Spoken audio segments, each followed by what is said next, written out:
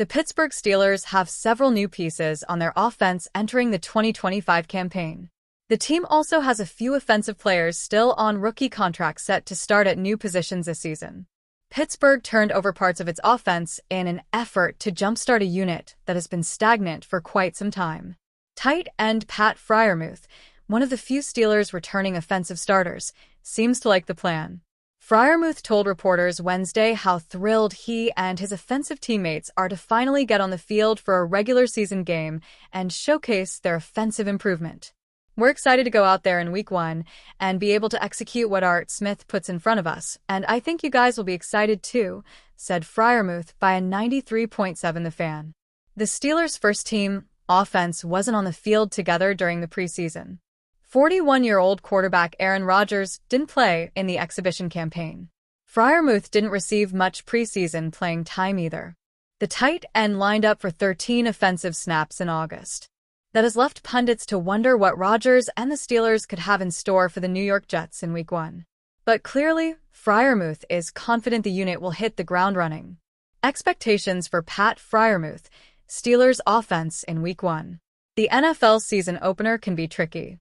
Whether due to better conditioning or injuries, some teams come out much better than others. Week 1 can often set the tone for a season, but a lot of weird things often happen that don't occur again in the opening week. Coaching changes around the league help make Week 1 unpredictable too. For the second year in a row, the Steelers face an opponent in the season opener that has a new defensive-minded head coach. That presents a unique challenge to an offense. Last season against the Atlanta Falcons, the Steelers didn't score a touchdown in Week 1. But they still defeated the Falcons 18-10. New York's new head coach is former Detroit Lions defensive coordinator Aaron Glenn.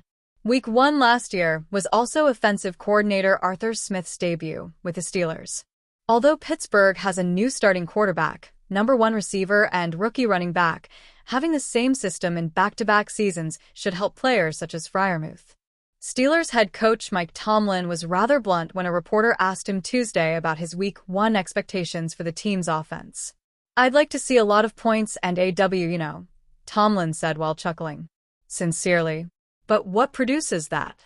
Minimizing negative plays, minimizing self-inflicted wounds, penalties, things that get you off schedule, winning possession-down football. I'm sure I'm looking for the same thing that 31 other head coaches are looking for from their offensive units in Week 1. Rodgers' recent Week 1 struggles. Rodgers' experience should help the Steelers avoid some of those negative plays.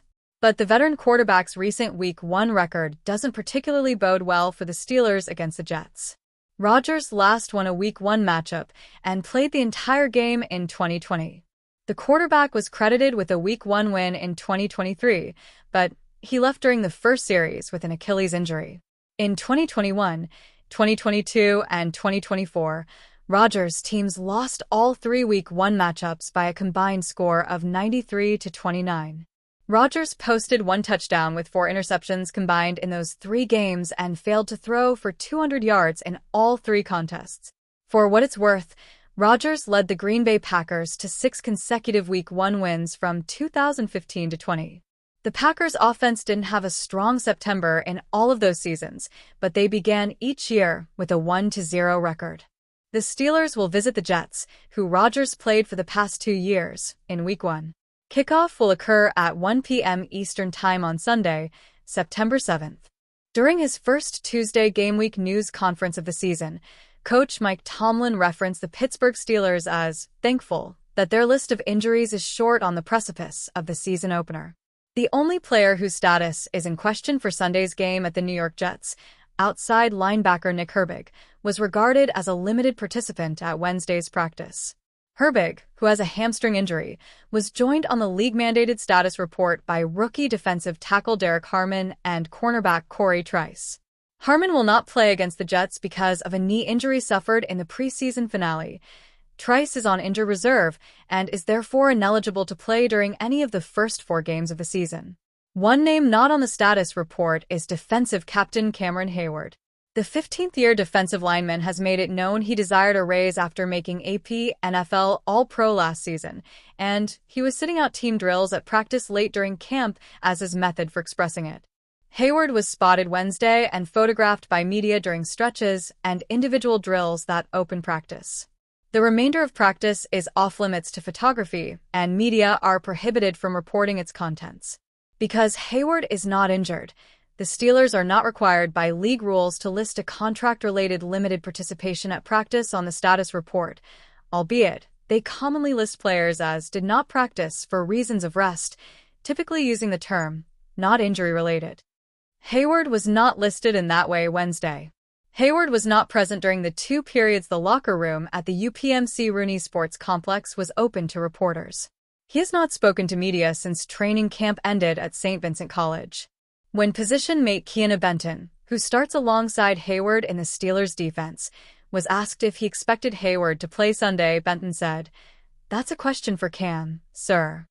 Hayward on his own podcast release Monday was asked if he would be playing in New York. He responded, "We'll see."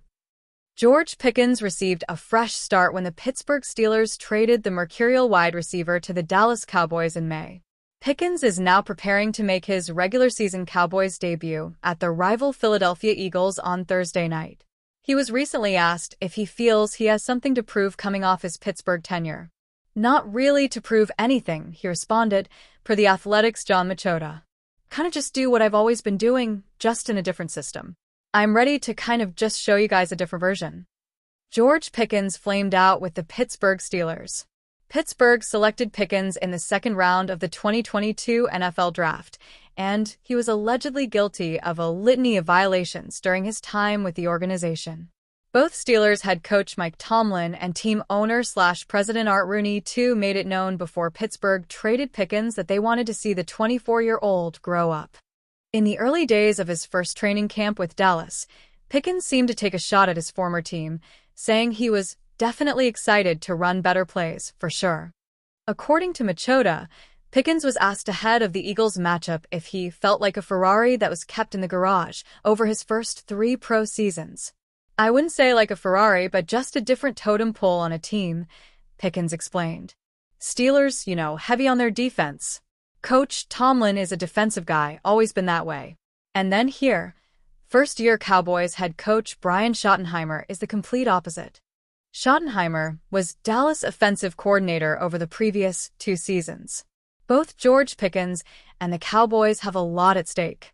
Pickens remains in the final year of his rookie contract as he gets ready to share targets with mentor and number 1 Dallas wide receiver CeeDee Lamb. During a Tuesday appearance on ESPN, agent David Mulugheta suggested that Pickens would like to be a star with a star on his helmet as a member of the Cowboys beyond the upcoming season. If the Pickens experiment blows up in Dallas' face, however, things could go from bad to worse for the team that traded Micah Parsons to the Green Bay Packers.